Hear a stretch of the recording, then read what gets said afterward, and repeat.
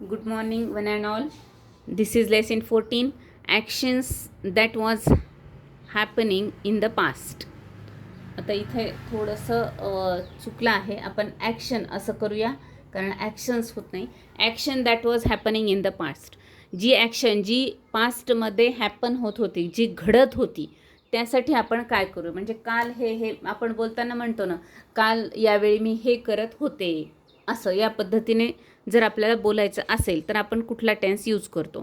तर जसं आपण प्रेझेंट कंटिन्युअस टेन्स यूज केला, तसं या ठिकाणी आपण पास्ट कंटिन्युअस टेन्स किंवा पास्ट प्रोग्रेसिव्ह टेन्स यूज करू शकतो. ॲक्शन काल घडत होती, ॲक्शन पास्टमध्ये घडत होती. तर कोणती घडत होती, जसं आपण त्याला subject plus was were plus V4 असं त्याचं स्ट्रक्चर शॉर्टमध्ये लक्षात ठेवायचं. आणि हे आपल्याला माहिती म्हणून मी डिटेलमध्ये लिहिलेलं नाही आहे. सब्जेक्ट वॉज ऑर वेअर, जर तर सिंग्युलर सब्जेक्ट असेल तर वॉज, प्लुरल सब्जेक्ट असेल तर वर घ्यायचा आहे.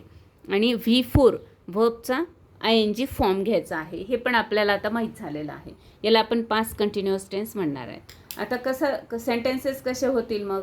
I was cooking kheer last night.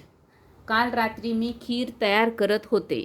म्हणजे आपण बोलताना कोणीतरी तू काय करत होती. मी फोन केला होता तर तुझा फोन बंद होता किंवा तू उचलला नाहीस फोन. तर मी काल रात्री खीर तयार करत होते, म्हणजे त्यावेळेस मी काय करत होते, खीर तयार. मग that time I was cooking kheer last night, असा आपण त्याचा ॲन्सर देऊ शकतो. Soham was solving examples yesterday. Soham काल उदाहरणे सोडवत होता. I was cooking, S plus was plus V4. Soham was solving, S plus was plus V4. या पद्धतीने सेंटेन्सेस तयार होतात. Ashu was attending her exam 2 days before. Attending her exam, 2 दिवसापूर्वी आशू तिची एक्झाम देत होती. Sita was conducting her classes last month. गेल्या महिन्यात सीता तिचे क्लासेस कंडक्ट करत होती. We were going to picnic last month. Last month आम्ही पिकनिकला जात होतो. चिल्ड्रन वर प्लेइंग, मुले खेळत होती. काल काय करत होती मुलं, किंवा त्या दिवशी काय करत होती, तर चिल्ड्रन वर प्लेइंग, ते खेळत होते. या पद्धतीने आपण ह्याचे सेंटेन्सेस प्रिपेअर करू शकतो. आणखी 1-2 सेंटेन्सेस बघूया आपण. I was preparing videos in the morning.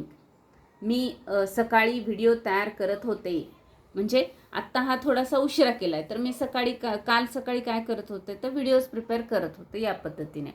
We were clicking photos in the function. आम्ही फंक्शनमध्ये फोटोज क्लिक करत होतो किंवा फोटोज काढत होतो, असं आपण याचं मराठीकरण करू शकतो. Next, they were enjoying songs. ते सॉंग्स किंवा गाणी एन्जॉय करत होते, ते सर्वजण. दे म्हणजे ते सर्वजण. या पद्धतीने याचे सेंटेन्सेस तयार करायचे आहेत. याचा आपल्याला फक्त सेंटेन्स प्रिपेअर करायचे आहेत, कारण जेव्हा आपण रिपोर्ट लिहितो त्यावेळेसच याचा आपल्याला फायदा होणार आहे. एरवी आपल्याला सिच्युएशनसाठी याचं फारसं किंवा डेली यूजमध्ये हे फार यूज होत नाहीत सेंटेन्स. फक्त आपल्याला जेव्हा एखादं रिपोर्ट सांगायचा असतो, एखादे कुठे गेलो होतो, काय करत होतो, तर ते सांगत असताना आपल्याला या सेंटेन्सेसचा वापर होतो. म्हणून याचं होमवर्क करायचं आहे. Write down 50 sentences, use different verbs and subject. हे माहीत झालं आहे आपल्याला की वेगवेगळे व्हर्ब्स घ्यायचे. तर या ठिकाणी ना इमॅजिनरी सब्जेक्ट आणि इमॅजिनरी व्हर्ब्स घ्यायचे.